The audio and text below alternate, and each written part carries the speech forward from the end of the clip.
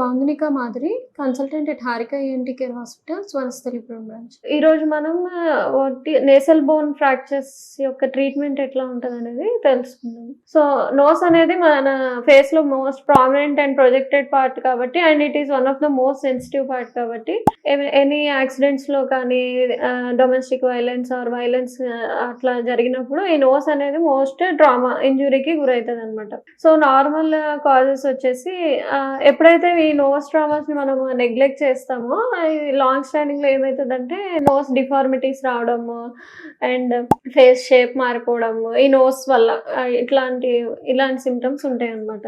So what are the common causes? ఎప్పుడెప్పుడు మనకి nasal bone fractures ఏ కండిషన్స్ లో అవుతాయి అంటే, ఫస్ట్ వచ్చేసి కామన్ గా accidents, road traumas, sports injuries, violence, కొట్లాడుకున్నప్పుడు, అండ్ చిన్నపిల్లల్లో చూసుకున్నట్లయితే వాళ్ళు ఆడుకుంటున్నప్పుడు పడిపోవడం, మంచం మీద నుంచి పడిపోవడం, మెట్ల మీద నుంచి పడిపోవడం, ఇట్లాంటి కేసెస్ లో ముక్కుకి దెబ్బ తాకినప్పుడు ఈ ఫ్రాక్చర్స్ అనేవి మనం చూస్తాము.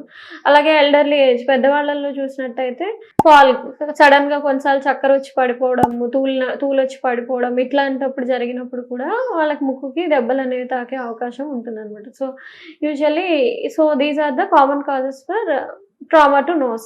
ఈ ముక్కుకి దెబ్బ తాకడం వల్ల వాళ్ళు మనకి ఎట్లాంటి కంప్లైంట్స్ తో వస్తారు? ఎప్పుడైతే చూసినట్లయితే మన ఫస్ట్ ముక్కుని చూడంగానే ముక్కు మీద వాపు రావడము, లేదంటే దెబ్బ తగిలిన మార్క్స్, చిన్నగా కంటూషన్స్, లాసరేషన్స్ లాగా ఉండడము, ముక్కు షేప్ అంతా మారిపోయినట్టు అనిపించడము. సో కొన్నిసార్లు ఇమీడియట్ గా వచ్చినట్టయితే ముక్కులో నుంచి రక్తం రావడము, ఇలాంటి కంప్లైంట్స్ తోనే ప్రజెంట్ చేస్తారనమాట. సో ఈ స్టేజ్ లో వాళ్ళు కంప్లైంట్ చేయకుండా లేటర్ స్టేజెస్ లో వచ్చినప్పుడు అయితే ఈవెన్ ముక్కు డిఫార్మిటీ అంటే లోపల బోన్ క్రాస్ అవ్వడము, ఎక్స్టర్నల్ గా చూస్తే షేప్ మారిపోవడము, ఇలా మనకి కనిపిస్తారు పేషెంట్స్ చూసినప్పుడు.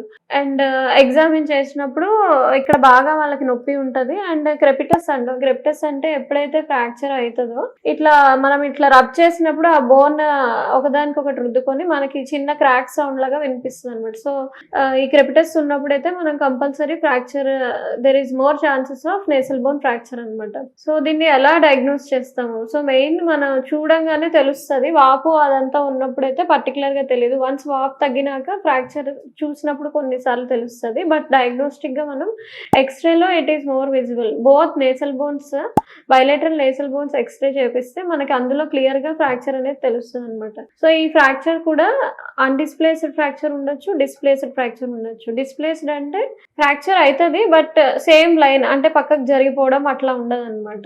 పక్కకు జరిగిపోయి ఉంటది డిస్ప్లేస్డ్ ఫ్రాక్చర్స్ లో. అన్డిస్ప్లేస్డ్ ఫ్రాక్చర్స్ అంటే ఫ్రాక్చర్ ఉన్నా సరే అది డిఫార్మిటీ లేకుండా ఉంటది అనమాట. సో ఎక్స్రేలో మనం ఈ ఫీచర్స్ తెలుస్తాం. కొన్నిసార్లు ఏమవుతుందంటే ఆఫ్టర్ ట్రామా ముక్కులో నుంచి నీళ్లు రావడము, లేదంటే కంటిలో నుంచి నీళ్లు రావడము, ఇట్లాంటి సిమ్టమ్స్ తో కూడా ప్రెజెంట్ చేస్తారు.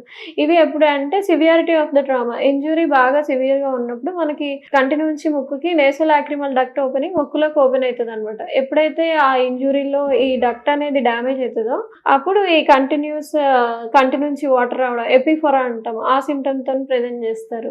అండ్ ఇంకోటి సిఎస్ఎఫ్ రైనూరియా అంటే నోస్ లో మనకి పార్ట్స్ ఆఫ్ ద నోస్ లో క్రిబ్రిఫార్మ్ ప్లేట్ అని ఉంటది.